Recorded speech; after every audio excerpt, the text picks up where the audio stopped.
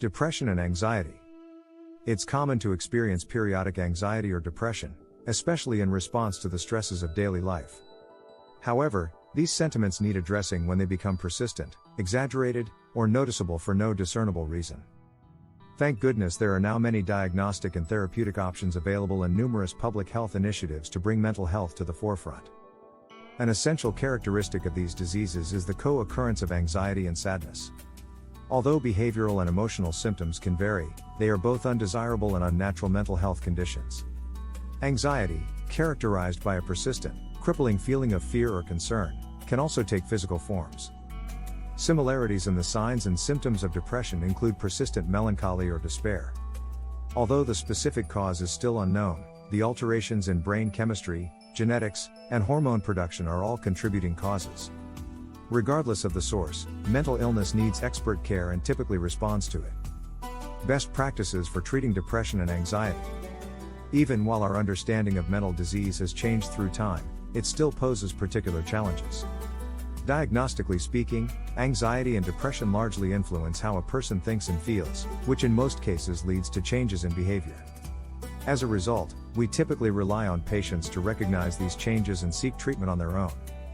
In rare cases, family members or close friends may be able to spot vulnerable people and help them ask for help.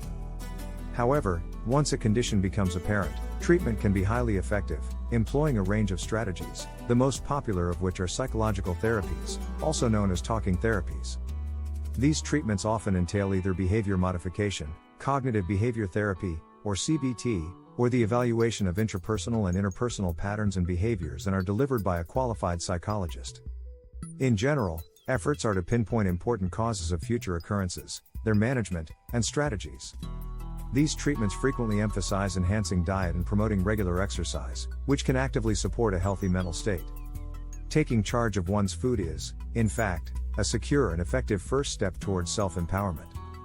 Both psychological and physical advantages result.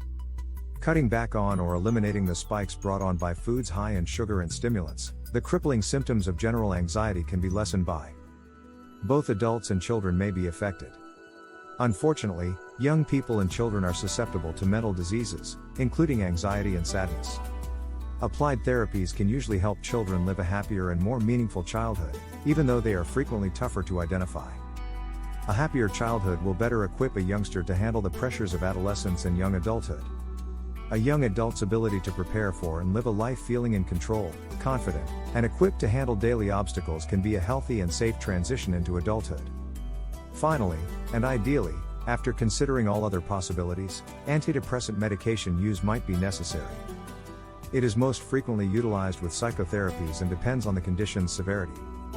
In some circumstances, antidepressants can be pretty productive.